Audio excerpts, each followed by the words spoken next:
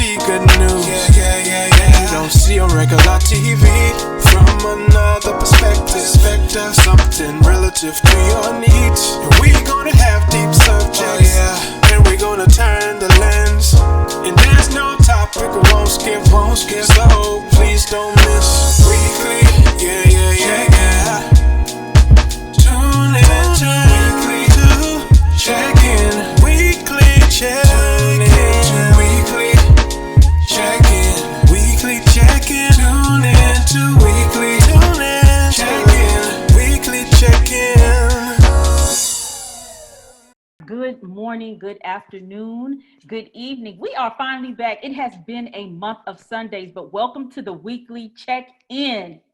We have the OG, the triple OG, Lisa Durden here to bless us after a very needed break and also ushering into the fall. Thank you, Lisa. How you doing? I'm all right. I'm a little tired today. I pulled an all-nighter last night, but gotta do what I gotta do. Yeah, that hustle is real. If I took off this makeup, you'd be like, damn. Yeah, I understand. And joining us, we have a brother who chatted up with me a couple of weeks ago, Mikhail. Welcome to the weekly check-in. Thank you. How are you doing today? Fine. So for those of you who have never listened to the weekly check-in takes all of the current headlines and talks about them. And sometimes we deviate because, of course, mainstream media doesn't cover a lot of things. Mm-hmm. We have a whole bunch of things to talk about since it's been a month of Sundays, literally, since we did a check-in. So this is fast-paced, quick. We want to hear your opinions about the matter. So the first topic that is up is something that just dropped yesterday. And that is what has happened in the case of Breonna Taylor. I am going to let Lisa, you lead this because you have been looking at this for a very long time. So I'm gonna let you give us the details of what happened in the case, and then Mikhail and I, we can talk about our perspective. Well, I'll try to be as brief as possible. Everybody knows the fundamentals that, some police officers came in with this so-called no-knock warrant based on some drug dealer they were looking for, who was actually her ex-boyfriend, who they said lived there, when in fact the ex-boyfriend was actually still in jail on another charge. She lives there with her sister and I think her current boyfriend. So that's who lives there. Obviously, we know that when they kicked in the door, the boyfriend, her current boyfriend, thought it was an intruder and shot one shot off, and I think he hit one of the police officers in the foot or something. Then they started spraying all these bullets. So that's the gist. Fast forward, marches. 3 months later, it took black folks. I'm not gonna blame white folks. It took black folks 3 months to give a damn about a black woman. They love marching for black men, which we should, but we can do both at the same time. So finally, when enough women celebrities, and people kept saying, but what about Breonna Taylor? 3 months later, that's when some action began, because a lot of women who were celebrities or women who are activists pushed the narrative and they got something going. And 3 months later, they started to now try to so-called charge the cops and all that. So fast forward, we're all now waiting for this grand jury decision to see if they're going to charge the police officers with murder, attempted murder, manslaughter, some kind of charge, jailable charge, biddable charge. I thought it was something very interesting that a week before they came out with the grand jury decision, or I don't know if it's the grand jury came through and then, the attorney general takes what they're saying and makes his decision. I don't know how that works, but the grand jury has to talk about, is this worthy of a court case? So I thought it was rather strange that they got $12 million last week. So I'm like, is that a pacifier?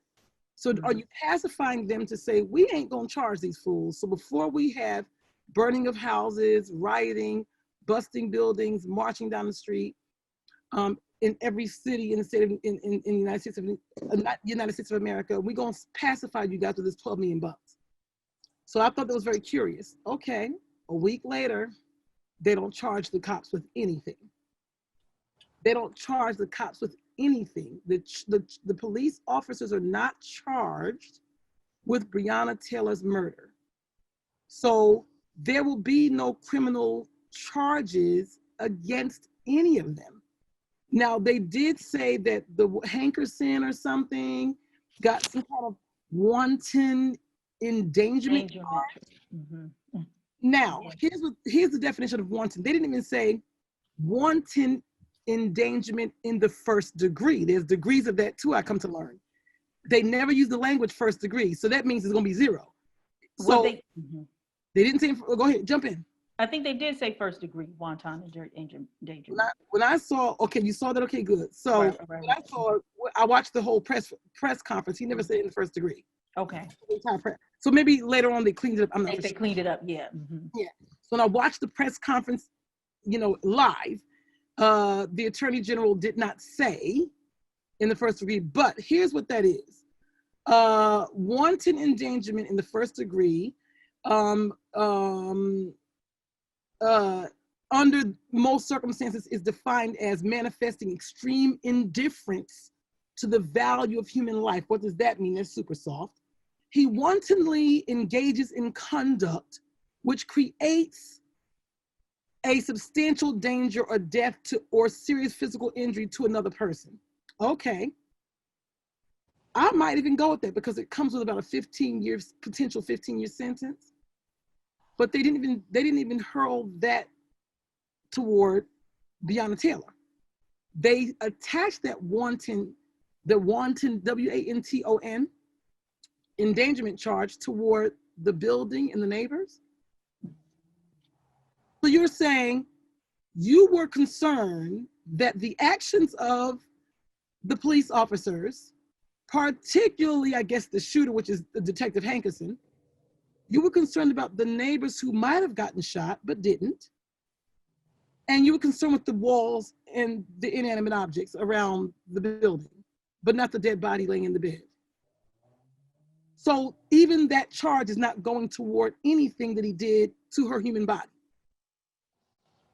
Fast forward, people are still marching as of today. I think 2 cops got shot as of yesterday. Something's going on, but no one will pay the price for that. Now, there is an FBI investigation for additional charges toward this Hankerson guy for sexual assault and some other things. And I think there's another investigation by the FBI. It's all part of the FBI investigation to see if there are some other criminal charges they can charge. They ain't gonna charge him with nothing. Yeah. No, I knew. In fact, I knew that there weren't really going to be any charges against the officers because the law at that point protected them. What they did was within the legal rights of how they policed in that area. Now, of course, it has changed, but that's the issue is how do we change these regulations and policies when it comes to policing? As long as those policies are in place, we could march, we could lie across a freeway, we could do all of that. We need to start putting pressure on substantial changes within the system. So, I mean, it's good to be, in my opinion, it's always good to be engaged in civic activity or, civil rights struggles, I should say, But like at this point, I think we need to be more strategic about how we're really changing it. Yeah, I'm gonna give you. And I do agree when you said about the $12 million. A lot of people are beginning to question what is Benjamin Crump's purpose if the only thing that he's doing is that every 6, 7, 8 months is getting several $1 million for families. To me, this pattern, in my opinion, is just kind of setting it up, this idea of all you got to do is just throw a couple of dollars at somebody every time a Black person gets killed, and it will be okay. And I think that's how Black people have been treated for a long time. All you got to do is give them a couple of dollars and shut them up. Yeah. You know what? When they awarded that $12 million quote unquote compensation to the family, like $12 million, and they still hadn't, charge the cops, the police officers in the crime. Where you look at the case, I think if it was a white woman, Justine Rusick in Minneapolis. She was from Australia. She was killed by a Minneapolis cop. I think he was Muslim, or right. He didn't have European. He was Somali. He was Somali. And they arrested him and they awarded her $20 million. And so we have, a totally different scenario. So, the value of a Black life that this continually speaks to, the value of a Black life. At one point we were 3/5 of a human. So now we 12 million of 20 million. I mean, how does that work out? Mm-hmm. And how is it justice that the white men are not charged as rapid or prosecuted with the same fervor that they did with the non-European police officers? And it's usually a woman police officer will get charged quicker than a white male would. And all non-white police officers will definitely get charged. So this case underscores the fact that $12 million verdict versus 20 million, and the fact that the Attorney General still maintains that they were justified in their use of force, and that charges goes against the building. So everything around this is such a continued manifestation of a devalue of the Black life that, not to sound pessimist, but I too had no faith that anything was gonna come out of it, because it took too long. Right. It shouldn't take that long to find justice. And I think the sad part about it is this is not a new case. This happened before. It's happened in Georgia with red dogs. So this is not the first time. And the biggest thing that we're asking for, that people are resisting when they say police reform, when they say reallocate money for the policing, is to create agencies and nonpartisan institutions which can administer some justice and say, hey, let's look at why we really want this no-knock warrant in our community, because of the history of police doing negligent deeds, being illegal in their actions, and this can cause some irreparable harm or ancillary damage to our communities. So that's why we need reform in policing, not just because we're angry at the police per se, but because it's detriment to the community. We don't want to hurt. We don't want have any more wanton endangerment to any more buildings. So that's why we need reform. If we don't want to save Black lives, at least let's save the building. And whatever way we can get the justice in, let's get in, because this is absurd. And the fact that you're charging them for a building. Mm-hmm. I want to underscore this with a couple of things. Number one, I agree with what you're saying, what the brother's saying, but I'm going to underscore to say, when it's also a Black woman's body, no one gives a damn, including the Black community. Because even when Breonna Taylor got shot, it took us, the Black community, 3 months to start saying anything and marching. We were so hot on George Floyd. We're always hot on the Black male body, as we should be. So and that's Black, white, green, gold, anybody, but Black community really values Black men's bodies. So I'm gonna underscore by saying the rabid misogynoir that is hurled toward Black women in our lives is sick. So I would like to say hashtag, say her name, hashtag Black women's lives matter. So I just want to throw that out there as to why the police in the George Floyd case was arrested, and they were quick, it was a visceral reaction quickly in the Black community, versus 3 long months later, when Kerry Washington came out and Beyonce and did the open letter and all this other stuff happened, then something was done, some slight something was done. So it's continuing to show us that Black women's bodies don't matter even to Black people. Now, I also found an interesting note that according to this fool, I'm gonna call him the clown, Daniel Cameron, the Attorney General, now when I watched the whole press conference, interestingly, he said, well, it was initially a no-knock warrant that was revised to a knock warrant. And I'm thinking, go back to the videotape. Well, I'm all in the same videotape. So I'm thinking, this is my first time hearing that the no-knock warrant wasn't actually a no-knock warrant, because I think he's trying to make it make sense that he also said, and he said, because there was a witness, he's talking about the grand jury, why they came up with what they came up with, and he's now explaining why this is the decision of the grand jury. Well, we had a witness who said that they knocked So now you're trying to pair this one witness who said they knocked with the now new news that it was actually a knock warrant, so they knocked. But my question is, now another talking head said, if in fact it's true that the no knock warrant was now upgraded or revised to knock warrant, and you didn't knock, that's going to be very curious when the trial happens or something going on. Mm-hmm. So my thought was, but what about all of those witnesses who've been talking before now and saying that they didn't hear a knock? Many of the neighbors said they didn't. You mentioned the one neighbor you said that you interviewed that said the person knocked. Now I need to know, maybe you can't answer this. What is the job of the Attorney General, to prove the case of the cop or to prove the case of the victim? Because you're so concerned with what they said about the cops saying that they knocked with this one witness. Did you care about what the witnesses said about this dead girl, Breonna Taylor? And they said that they didn't knock, and none of the neighbors said that they knocked. They said no. White neighbors, black neighbors, they said they didn't knock. And there's video out there of neighbors coming out talking to the news. So that's very curious. So there's misogyny going on, and then there's lies happening, and then this man who's also a Republican, who wants to be all up in Donald Trump's camp, is really upholding this whole entire blue walls matter thing, the blue lives matter, which you can take off your blue suit, I can't take off my black skin. So these are some interesting notes that I find to be very curious. Mm-hmm. Right. And well, you know, another thing to consider is it wasn't just that apartment. They had warrants for 5 different places. Oh, okay. And so. Oh, okay. On that same night? That same night. So they had warrants for 5 different places. And the 2 places that they executed the warrants were at Breonna Taylor's house and another location where they found one of the suspects they were looking for. But the other places they didn't execute those warrants there. But it goes back, I think, even going back to the warrants, the question was, why were they approved?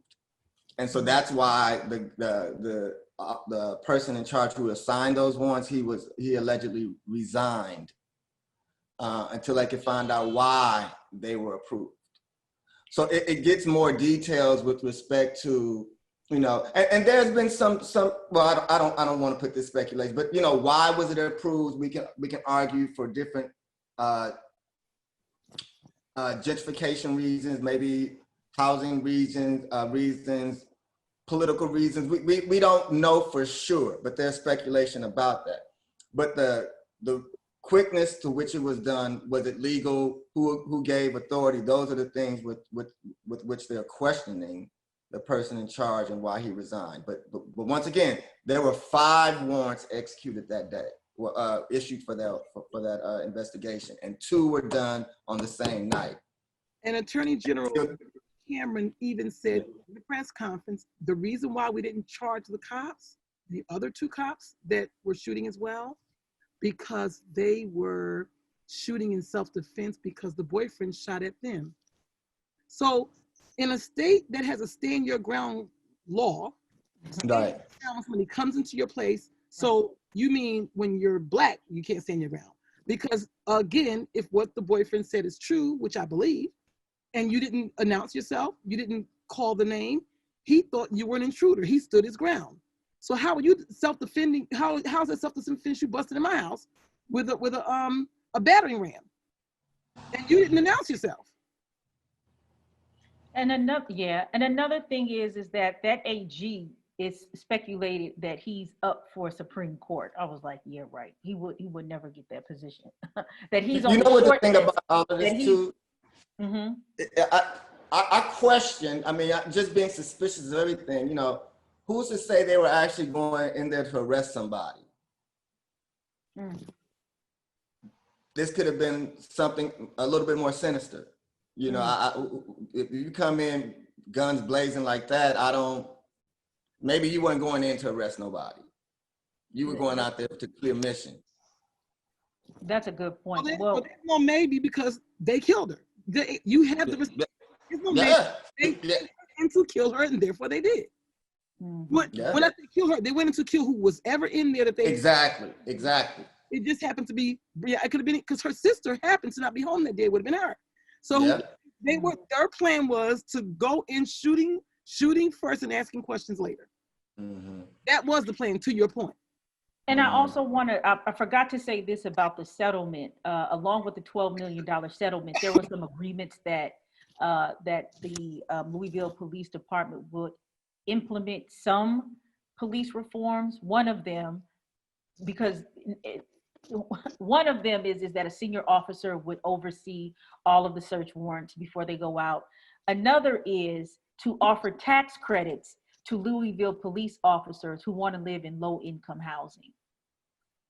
So I don't know who negotiated this, but these are, and then I think another one is that they'll take future considerations, and I think implementing more serious kind of punitive measures if something like this happens. But they're very, very, very weak. And so that definitely is something that needs to change. So what we're gonna do, Lisa, when Mikhail leaves, we're gonna go into your Newark Film Festival and then do the entertainment.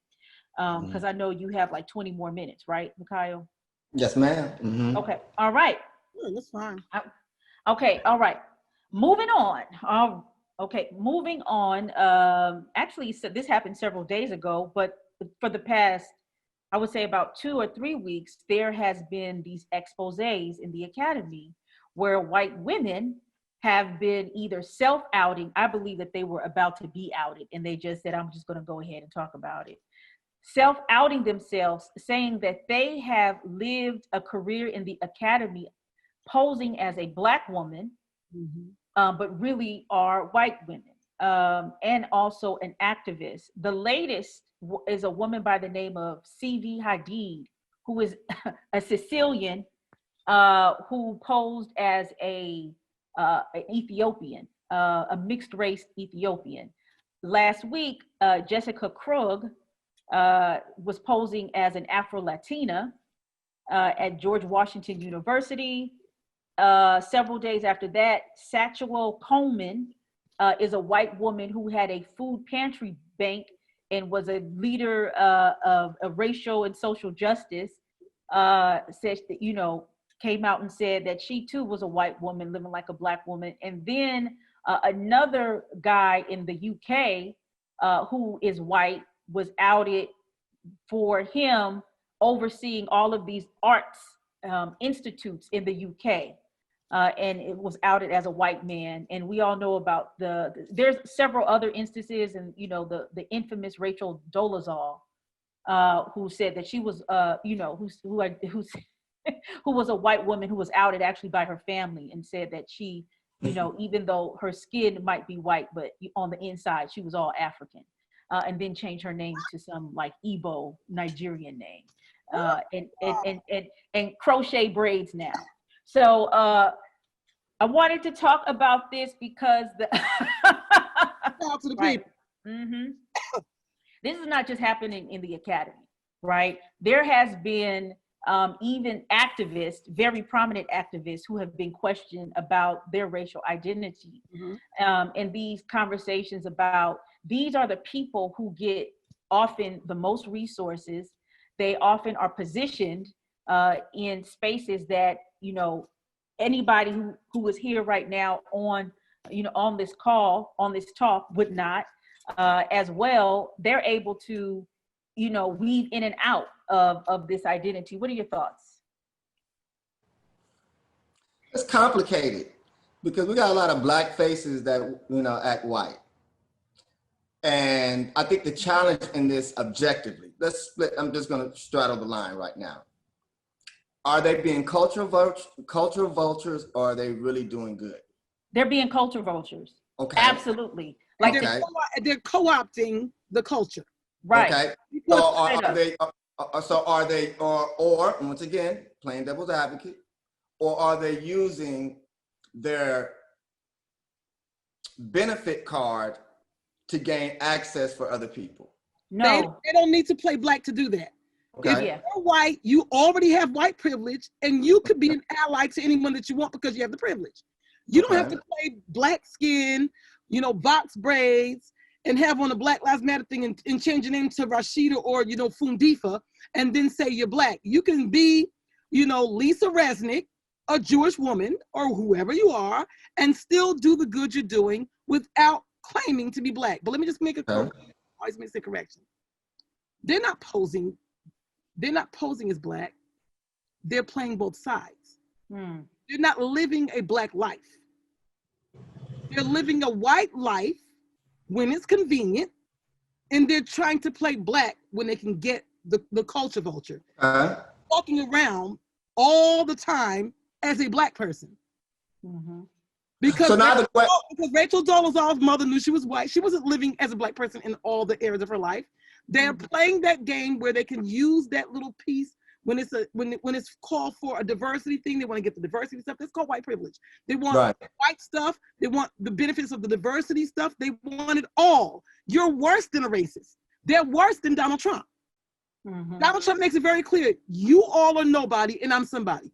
This person tries to act like, oh, kumbaya, kumbaya, and they're slicing you right in your back. They're taking your sandwich and theirs too. So my question, okay, so to your point, so we have to question, I mean, people are only going to get away with what they're allowed to. So who sanctioned her blackness? Who are the people around her and co-workers that said, hey girl, okay, yeah, we know. When I think we work around people, we ask questions, we can kind of tell. And there are certain people, you can hang with, and there are people you can work with. And being able to see, okay, when I work with this person, how does she move? Are her actions culturally relevant and based on my reality as a black person? And for those people, we have to question how do they define their blackness? Because if you couldn't see it, if you couldn't see that she was pretending, either she was really authentic or those black people have low metric system for their blackness. There's a low measure for what they consider black. So I think it's, we can blame her so far, she got away with it. But the people who were around her, that's a bigger question. Who sanctioned you? Who said, okay, yeah, nobody called you out 5, 10, 15 years ago? Right, so from what it is I understand, in most of the in the academic cases, they were at lily white universities. And it was the whole thing of they were the yes. So they're white, but they're saying they're black. Exactly. So they were the only quote unquote black person occupying this space of being the race point person. You mean they were the darkest white person? Yeah, they were the darkest white person. And so that's how they could do it. They were the lightest black person. So she exploited the fact, so this is a bigger problem than anything, because she exploited the fact that white people really don't understand what blackness is. Yeah. That maybe her little, 15, 30% of awareness, she was able to capitalize in a space that, okay, they don't even know what I am. Well, I don't even think they necessarily cared. I think that they were happy that they filled a quota with somebody that they thought was the least threatening. Now, if I come in, if Fufu Shivers come in, they'd be like, hell no. With the bone in her nose, absolutely. When they gonna look at your name on the application. Oh, and they're gonna throw it out. What's a Kai? Well, I don't know. They got some other color Kaias now, so you can pass your name. My name is very Lisa Durden. I could be anybody. Yeah. Anybody. I was born in 1964, and my mother purposely named her kids white names because she felt that would help us, although I'm still a nigger to people.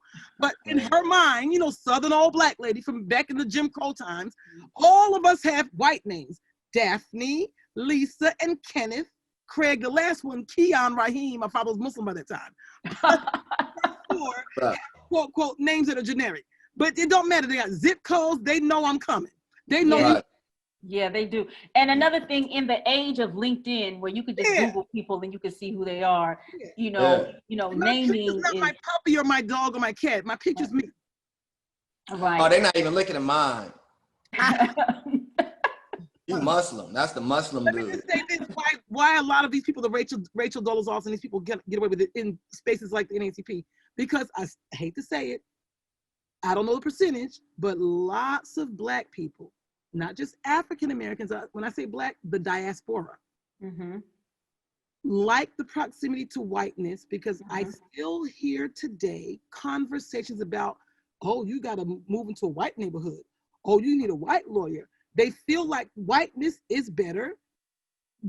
Not me, but in our community, even in 2020, we still feel that from the Jim Crow times, when obviously you knew why we thought that then, but because that was but we internalize that still now. So that's why these white chicks, the movie White Chicks, still get in these spaces, right? Because we love the proximity to white. I had a friend who's no longer a friend, but this is not the reason, who told me, this is in like 2000, 2005, that when she put her house on the market, she took all of her photos of her family down and any pictures related to who lived there, because she lived in West Orange, and she felt like when white people came to look at the house and they saw Black faces, they wouldn't buy it. I said, first of all, your house is antiquated, they're not buying it no way. Let's start with the fact that your house is whack as hell. You have a kitchen from 1975. You didn't do no work in the house. So I wouldn't buy your house for the market rate because your house ain't looking good. That's why I wouldn't buy your house. But you couldn't tell her this wasn't scientific. But that, you know what, that recently happened. I don't know if you heard about the case of a interracial couple. The husband was white, the wife was Black, and they actually did a lot of work on their house, put it up for sale. The wife says when what's the person who comes in and assesses the price? I forgot. Greeted the husband first and was jovial and, yakking it up.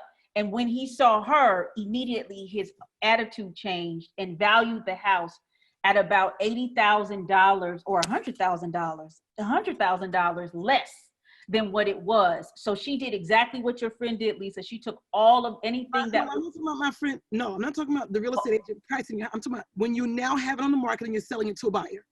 Right. So what she does, so let me finish the story. So she took all the stuff off and then, brought in somebody else in order to reassess, and the amount that they thought that the house was for, they actually did it, and put it on the market because they were, put it on the market to sell. Yeah. So I understand what you're saying, because that's the problem, right? So that here's the problem. The reason why we still do is because there is a measure of truth to some of that. There's a measure of truth, but you cannot keep, even though there's a measure of truth to what you just said, because we know what happens. We know that if you walk into a courtroom with a white lawyer and it's a white judge, he might get treated better than the Black lawyer. I'm aware of that, but I'm still not going to hire a white lawyer. We have to start stopping that. Because they're going to continue to feel comfortable. So I agree. Meaning whoever, what are you contributing to change the narrative? So in my world, I patronize Black businesses as my go-to. My intern, Ryan, she's white. It's not like I'm hiring Black people and never whites, but my first inclination is to make sure the underserved has an opportunity. I am the underserved. And so when I show up in a space, if you see my Black intern or you see my Black so-and-so, then I'm gonna check your ass. So we have to begin to stop that. So if we keep doing that, it's gonna continue to make them feel comfortable. They're not gonna correct themselves. So that's my point. Not that none of that is truthful, because I'm sure that the girl, when she was trying to show her house to potential buyers, and they saw Black faces in your antiquated home combined, they were thinking, oh no. I'm sure that some of them, thought that. And I want to points taken.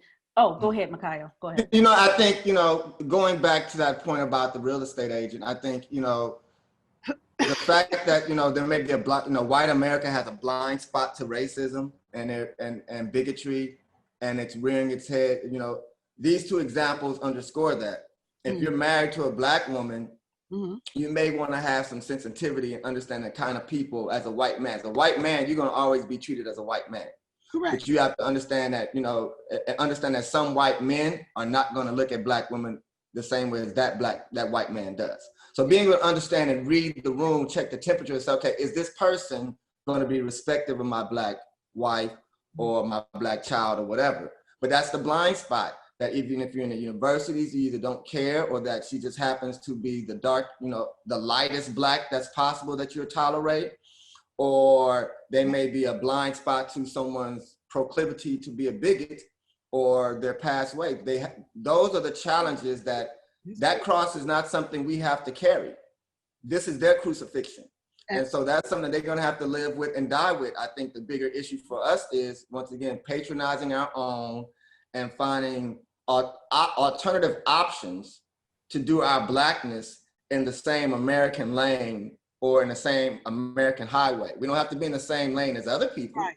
Now, if we wanna switch lanes, you can do that. But if we build our own lane and get in that lane and say, okay, we're in this lane today, and then maybe we'll be able to build another lane on and say, okay, now we got more space to move. But until they bear that cross, this is their blind spots of things they're gonna have to deal with, and we just gotta get out the way. And that doesn't mean run, but it means to support each other. And that's when I mean get out the way. Make sure that we hold people accountable who are representing us. We hold people accountable that are sanctioning other people that are working with us that may not look like us. Because once again, this is not going to be a solely Black struggle. This is going to be a good people struggle. Right. And so we're going to need people to make sure, okay, our interests are protected and have strong signals in place to make sure no one gets by. Now, let me add this real quick. Now, I understand on the college level how some of those white Black women got in those spaces as the, diversity hire when they're getting hired by white people. That's the one lane. But how did Rachel Dolezal get hired by the NAACP? That's called self-hatred. That's called colorism. You see, Black people still operate in colorism. I'm only talking about the times when we invite them in the Black space. I know how they get, how the Blackish woman gets into the white space. Oh God, yeah. Light-skinned Black woman. We got our diversity. I don't mean those spaces. I know why they did it. When Black people let them in, it's our own colorism. I'm gonna tell you why. I see it all the time. Some Black men had some kind of business. A former friend of mine invited me to talk with him about the business, some kind of technology, something. 2 Black men who happened to also be Haitian from Haiti. Not mom and daddy, they were born there. So they're Haitian on top of that. So they're talking great, smart guys, not only Black guys, very dark Black guys. So you're Haitian, you're Black, and you're dark as fuck. So when they handed me the brochure, these are 2 Black men talking to a Black woman, handed me their brochure. This is literally like in 2017, 2018. The front had a white face on it. Open it up, the inside had a white face on it. Right there, a white face on it. The back part had a white face on it. Throughout that whole brochure, the message was sent, I'm trying to get your Black business because we Black, but I want a brochure that's going to attract whites because when I blow up, I'm going to get their money. So when I was polite, because a friend of mine brought me to these people who she knew well. When I got in the car, I said to her, fuck them, and I ripped the whole thing up. But let me tell you this, but this actually goes back to, I think, what Mikhail was saying when he initially asked, what do we do about these Black people with white faces? And I think that that's part of our internal struggle is that we seek so much for to be in this proximity or to be, in whiteness. You know what I mean? So that is an example, or perceiving that when you present something that has the white stamp, it has more value, or you think that you are valued. But I think it's different than what the white women were doing, because this is because you still when you black like this man that just didn't put these cops in jail. He could love Trump all he wants. He could have a white wife. That man, he can think white is right, but he's still Black. And you saw what happened to Clarence Thomas? He got what he called the nigger wake-up call. Right. And it's a symptom of our oppression, right? This is a symptom of and the consequence of integration. We still haven't figured out how integration works. Absolutely. And integration doesn't mean being totally consumed. It means that, we have to get beyond the mind state that we need approval and sanctioning from the dominant class. Right. So if we want our own, we have to create our own thought process, our own pedagogy, our own economic system. Absolutely. But we also have to understand at the same time, we have to have this bifurcated reality where we do us and we go back into this world, because this is where we're emanating from, but we're migrating from. So we have to be able to play in one world and thrive in our world. Mm-hmm. And integrating does not mean sacrificing our value, our integrity, any kind of spiritual value or social value just to accommodate their insecurities. Mm-hmm. And we're still doing this in 2020. Mm-hmm. So the challenge has to be, you know, in spite of your part, if I'm going to be a politician, I have to be a politician that's not beholden to a Republican or a Democrat. I have to be a politician that's beholden to sound political ideology and policies that the people who are going to vote for me have promulgated. I can't be beholden to money that's old money, that is money that's tied to a certain ideology that's, you know, going to continually, perpetually hold us back. So the integration issue doesn't mean that we have to be consumed by everything, but it should be a situation where we have more technology, more know-how, more people with financial, intellectual savvy, political savvy to create something that says, okay, I'm confident I'll get the support here like I would get the support if I was a Republican or Democrat. Right. And so that's the integration, the sanctioning issues. We got to get all that in order, because no matter what we're asking for right now, if we're not unified in our identity, people are going to be torn apart when certain things are going to go into effect and certain people can benefit from it. Mm-hmm. Absolutely. So before you leave, we're going to jump into hopefully one more. I know you got to go. It's about that time. I'm really I got about 10 minutes. I'm enjoying the trio. We don't. Okay. So Ruth Bader Ginsburg passed away at the age of 87 after long bouts of cancer and multiple illnesses. What is going on now is that Donald Trump is now posturing to to fill her seat in the Supreme Court justice. So there is a political war, another one that is emerging over her seat. But there also are these very interesting conversations, in my opinion, about Ruth Bader Ginsburg, because I would never say her name as RBG. That's just a sacred title and a whole other thing. But if Ginsburg actually was as progressive as they say she is. Now, a lot of white women, you say Ruth Bader Ginsburg, they fall on the floor. That's their saint. But what's your thoughts on you know, the Supreme Court justice? And I call bullshit in a heavy way, because for one thing, and once again, and this once again goes to how specious this whole situation is. Mm-hmm. Mitch McConnell and all them blocked, you know, Barack Obama, President Obama, from appointing Mary. Right.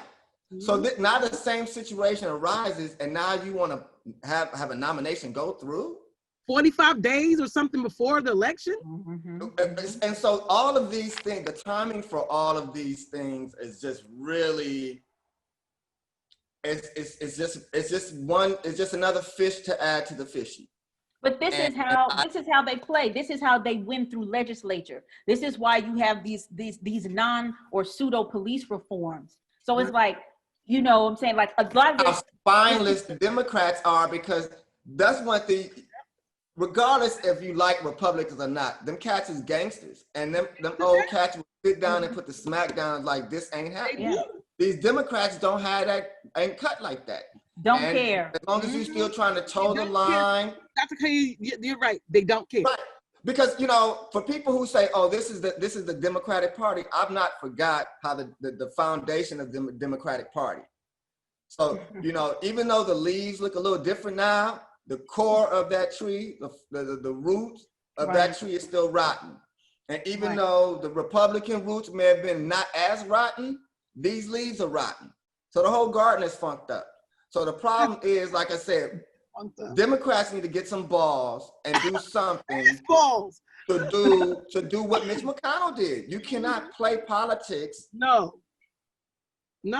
And they're playing gangster. Yeah. Well, let me just. You need to go gangster with gangster. Now, I hate to speak ill of the dead. Well, not really, but okay, I'm just going to say it for the show. Because if you're ill, I'm going to speak ill of you whether you're living or dead. Now, I'm just going to take this to the left for a minute. Okay, I'm aware that those appointments are lifetime. But are you obligated to be there for a lifetime? They're saying you're able to be there for a lifetime. You can leave that job whenever you want. So I'm going to say, Ruth Bader Ginsburg, you saw that gangster shit they pulled off when Obama was leaving.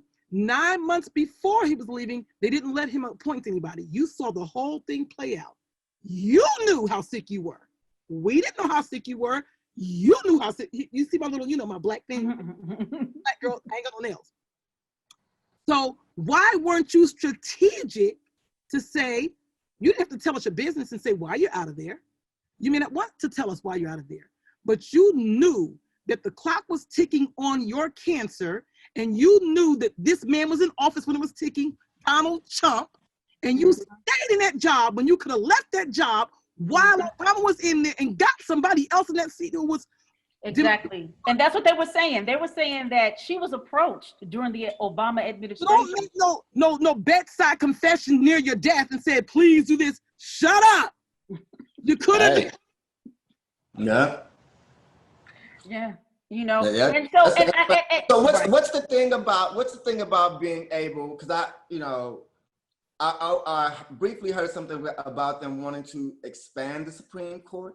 Is that something that can be done? They want more members. I think 9 or something. She right. Did they say that that's something that can be done in the next administration? I don't know. I would have to read up on that. I would have to look up on that. Check that, because I heard something mentioning. I heard something about that in passing, and when I was reading about it online, it was like a little YouTube channel. I was like, wow, that's kind of. I've not heard that. But one thing, I'm not a constitutional and Supreme Court type guy. I have a cursory relationship with it, especially now because you see how things are, the packing of the court. But what's interesting is that when we speak of the court, John Roberts has kind of moved more center.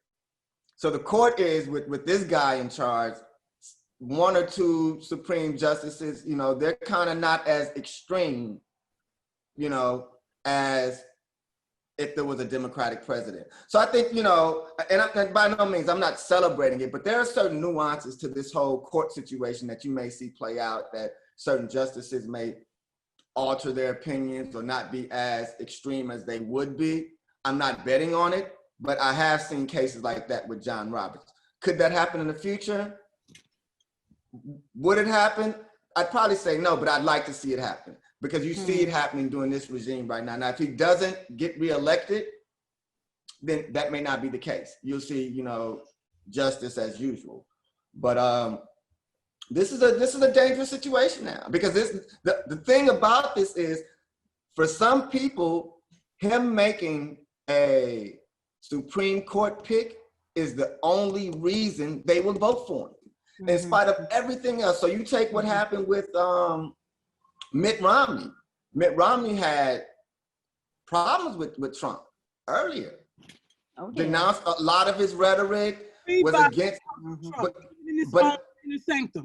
but now you want to aid in the ability for him to continue his hatred, his vitriol, and his biases by allowing him to appoint a Supreme Court judge, which shows you Romney is one of those fake people. He want to talk about Trump when it's convenient for him, but he doesn't want to hold Trump accountable. It's the same way you have with Lindsey Graham. All these people he clowned and degraded and mocked and bullied, they now are his sycophants. And it really shows that there's no integrity, there's no backbone there. And so what we're going to see out of this, we'll see what happens with the Democrats. Do they have a backbone? Because if the people who he bullied don't have nothing, don't have anything. What are you guys going to do? And he's been kicking y'all butt for the last 3.5 years. So there has been talks. I was reading, there were talks in terms of expanding the Supreme Court, the Democrats saying that they're not, and they are positioning themselves because they believe that they're going to be the majority in this election. However, so this is the gangster shit you were talking about. However, Mitch McConnell said that even if the Democrats take the majority, he is not giving up his position as the Senate leader. He's going to remain, right? So there is, that's from the top down, because that's not just him; it's everybody. They're already in these. I swore I saw this on 24 with Kiefer Sutherland. I think we just need to get whoever directed 24 with Kiefer Sutherland. He can solve this problem, because they're having scenarios where what if the president doesn't want to leave? Right. And they're making excuses and finding ways now. Do you know they already took, I think, 10,000 ballots from somebody from oh yeah, they've been doing that across the country. Ballots. Yeah, that's been across the country. Let me insert this. I still haven't gotten mine. Hold on, Mikhail. Hold on. That's okay. No, I'm loving him. That's okay. I don't mind. Yeah, I know. I want to get that out because I want to go to another thing because I'm loving the energy too. You got to wonder why gangsters ain't acting like gangsters. You got Bloods and the Crips. So don't a Blood and a Crip kick a Crip's ass, or the Crip will kick a Blood's ass. We both come in barrels blazing. But if the Bloods and the Crip meet and the only one with guns is the Crips, why the Bloods ain't shooting? You got to wonder why. So why the Democrats in this position? Y'all got something on these Democrats. See, now this administration showed us something. The first administration that showed us that he's a king. All the other Republican administrations played ball. They all were the same people playing ball together and doing deals together and laughing at us. Now this man said, I'm the king. I ain't giving you nothing. I ain't negotiating nothing. I ain't doing nothing. And you better not tell, because I know a lot about you. They're going to tell on your ass. So you got to wonder why people are like this in a fight. Didn't y'all declare war? Well, why you ain't bringing your guns? I don't mean actual guns. So I'm suspicious when a person hops in a ring with somebody and got no gloves on. Well, they got kente cloth. Huh? They got kente cloth. It's stupid as hell. That's a good fight with kente cloth. And drop the mind. That's stupid. You got that one. No, but to your point, I mean, but I think, as bad as it is, we needed him because he really shat on the American dream. He shat on American exceptionalism. And I think it exposes us to problems, but it also exposes us provides Black people an opportunity. Because now the world sees, damn, America's really like this. It ain't just the Black people saying this. It's really like this. So I think what he's done is tear down the veil. He's shown how corrupt and how unsustainable our political system is right now. With the trend that we have. I mean, we think about it. We're choosing between two 75-year-old white men. Again, what kind of system is this? That they run out young people, or we mock young people, and we don't embrace a new type of energy. And so this is what we're dealing with. It's a paternalistic system. And once he's a king, it's more aristocracy, and it's a paternalistic type society we're living in right now. It's white male centered. Women will be exploited and used for marketing gains, but by and large, the country will be returned to white males, and that's what they're aspiring to. So so you look at with this woman who do we know anything about this woman? Where'd she come from? The woman that he wants to put in the Supreme Court in this place. There are two women. There's Amy. Yes, I think one is an Amy. A Karen, a Becky. No, it's a real Amy, yo. Yeah, no.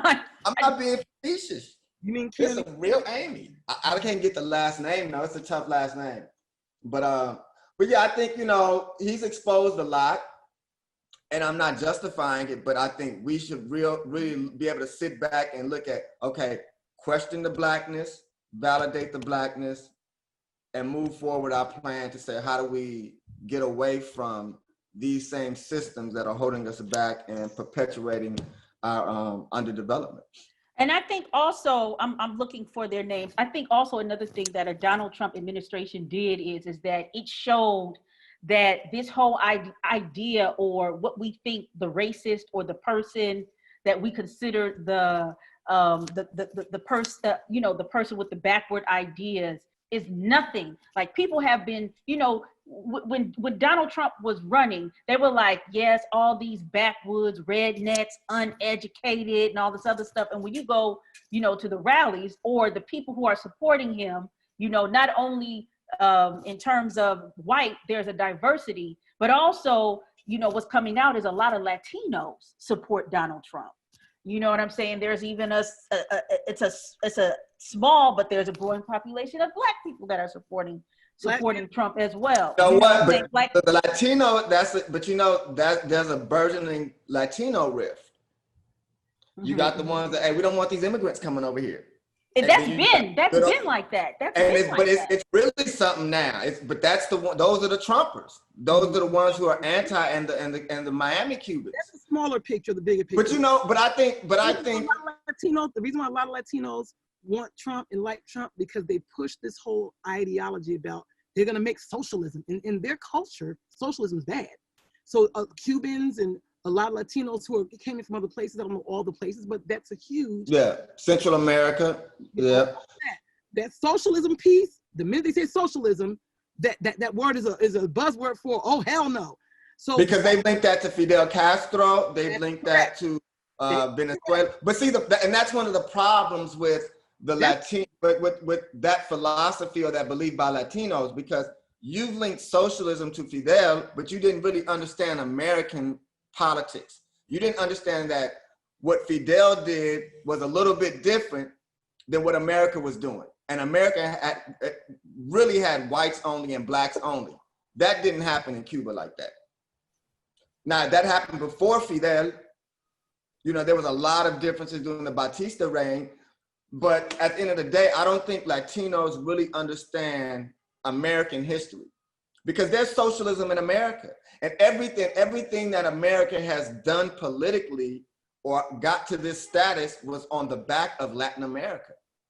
So the fact that you are tying yourself to your oppressor and the people that actually took your land from you and took your resources and co-opted your resources and made and aided and created the circumstance that made Fidel Castro. America made Fidel Castro. But Castro didn't make. But I want to say this though, Mikhail. Can I add this to what you were saying? Is that I think a lot of people don't acknowledge that there's a lot of racism in Latin America. And there's an excellent book called something like Friends But Not Yet Enemies that talks about how these racist infrastructures that exist all throughout Latin America, that those who migrate to the United States take with them and still operate within these ideologies of what race, and class, but more so race is. You go through all Latin America, and the ones who are at the lowest rung of society are the brown Black people, right? Yeah. And you know what I'm saying? So that's another thing. Like, there's this, in my opinion, there's this perception that when somebody says that they're Latino, that they're automatically probably Democrat, that they, are going to fight racism, that they move in this whole people of color ideology. In my opinion, I think most Latinos will say people of color only when it politically benefits them, but are highly Latino first, right? And so that's why, you know what I'm saying? And I'm just going to be totally honest. And I get you on that because I've experienced it. So when I speak Spanish to people, and they're like, oh, Dominicano? Nope. Panameño? Nope. Cubano? Nope. Just Black. Belize? Nope. Colombiano? Keep going. You got about 90 countries, and then I'm like, no, I'm from Los Angeles. So that automatically shatters their shit, and I see it in their eyes. So I get what you're saying because I see it, but like I said, how I deal with it I deal with it because I'm a cynical person. I'm sarcastic sometimes. So I like seeing people squirm in their eyes. And the fact that you thought, oh, I know how you guys think of these people. I get that. But you're not gonna, and the fact that I sound like one means, okay, I shot enough jump shots. But I laugh because I'm from LA and I learned this and I'm a Black man. So all the things you think about Black people are now shattered. So you can't make that generalization. You can make that generalization, but you're gonna think about it twice the next time. So I get what you're saying. I'm 10 toes down with what you're saying. Right. I mean, and that's and let me tell you, I did a presentation years ago, and there was a Mexican sister, and she pulled me aside and she said that a lot of the border killings that they talk about are Black Mexicans and Black Latin Americans trying to come through the border, but they're the ones who usually don't make it because they're trying to keep this kind of like fair skin quota up. And this is a Mexican sister telling me that. And then, she talked about it, all the time. I know you, there's like literally you stayed over. Mikhail, can I just throw one more thing? I sent the message. I got you. Go ahead. Okay. One more. I want to jump in the economy really quickly, right? Right now, okay, there was a report that said almost 90% of businesses in New York City could not fully pay their rent in August, which is an indicator of across the board in the United States that we are officially in a depression. What we gonna do? I don't, maybe I shouldn't ask that because that is like, asking, the people who have been taking L's for decades, the resolution. We've been trying to talk about it for years, but what are your thoughts on this? What are you hearing on the streets? What are people saying? You know what I found?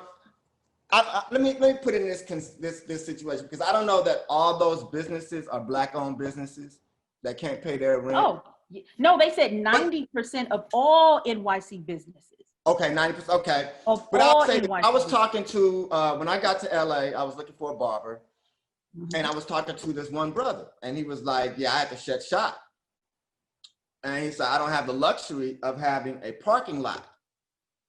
Whereas you see a lot of the Caucasian beauty salons, they have parking lots and sidewalks. But a lot of the barbershops in our community seemingly are built in places where it's compacted and they don't have space. So now, in addition to not being able to pay your rent, you can't even make no money because you don't have space to socially distance and do your work. I passed by a spot here in Redondo, and they blocked off the whole parking lot and they socially distanced and doing perms and texturizers for, how they do little curly perms. They doing all that. And the tints and the dyes. But with Black businesses, Black barbers especially, they're finding that challenge. So I think it's how do we create that marketplace again? How do we go back to how we used to deliver goods back off the coast? Do we really need, because I think the farmer's market is still an ingenious idea. There's still different ways. There's the opportunity with the internet, drop shipping. There are opportunities for people who can adjust and accommodate if they can shift there. And if we can help shift them there with the people who have the technical know-how and that space. But that's where the revolution has to be started. It's like, okay, we see this change. What can we do to accommodate those specific businesses that benefit our social, economic, and political interests? How can we sustain them? And beyond all that, how can we help sustain a family? Because beyond being a business person, you still may be a mother, you may be a father, you may be a husband and wife, you may be taking care of grandkids or whatever. So it's about coming up with a plan. We know that, we're in this situation for right now, but how can we support those businesses that look like us, that are worthy of saving, and help them sustain themselves in a space where, okay, they're not complicated anymore? Lisa, your thoughts? I know you got to go, so when you're ready to go, just. Yeah. I'm nauseous, so I'm eating some crackers. Okay. Not pregnant. And another thing too, if you bailed out the auto industry, you bailed out the banks. They bailed out, that's socialism. So I don't understand. So socialism, the fact that we're getting these coronavirus checks, that's socialism. Right. So for all the Latino people, so all these things that we're doing are part of the cures, you know, part of maybe not cures, but they are salves. Right. They're a little ointment. And I would think that like the theory in terms of when Latinos hear socialism, they like kind of cringe and don't do it. I would have to, I don't know, because from what it is I've studied is that one of the reasons why they come to the United States is to get all of these benefits. You know what I'm saying? I had got into it with this black Cuban chick in the bank. She was on some Donald Trump, es el mejor presidente, es bueno para los afroamericanos porque, you know, I'm like, no, because what they think jobs. So what you got to look at, blacks in Cuba can't get jobs. And that goes into the racial issue, right? The colorism issue. Because when I was there, they thought I was a prostitute. That was a totally different conversation. Mm-hmm. Because mostly black, you know, most of the people when you were in the bank or in Cuba? In Cuba. So it's hard so when the blacks, if they're not getting remittances or they don't have a government job, a lot of the tourist hustles are by a lot of the light-skinned Cubans. That's who they're hiring. Mm-hmm. And so when they see they can get a job, just the concept of job is something they are attaching to without really understanding the political baggage that comes with that, the history, and America's history.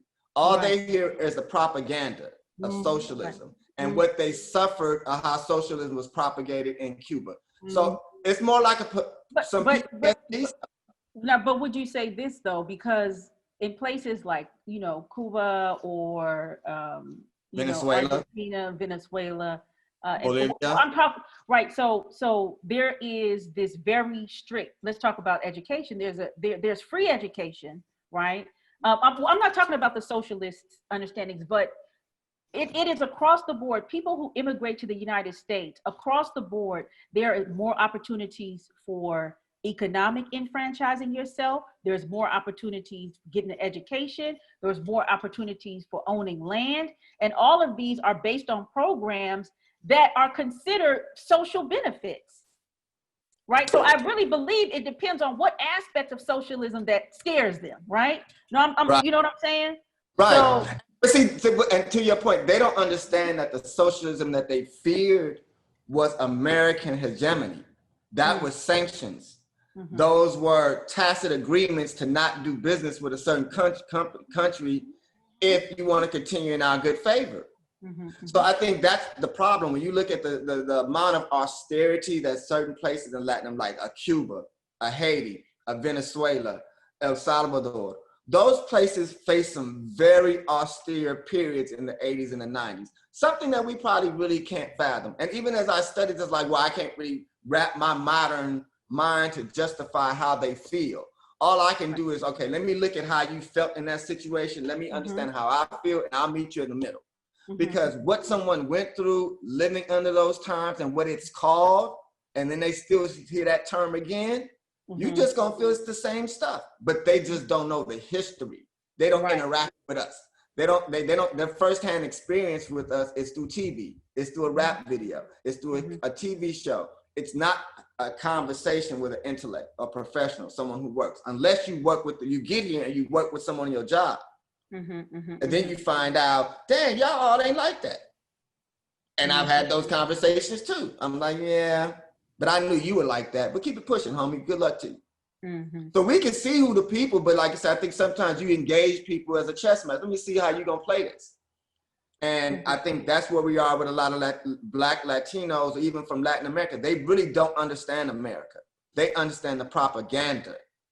And that propaganda is being sold off their experiences that they viewed as, oh, this was traumatic. We don't want to go back to this. But you coming here, you're going to get the same stuff. You're going to get the food stamps. You're going to get the free education. You're going to get the loan. So that's the same thing. It's just called, here it's called democracy. But that has a different. That's right. Okay, so we got a whole bunch of more stuff to do. I know you probably got to go to Kyle. Okay, thank you so much. Thank you for having me. The trio was hard today. I loved it. You the bomb. I'm just sitting back here eating my crackers. I'm like,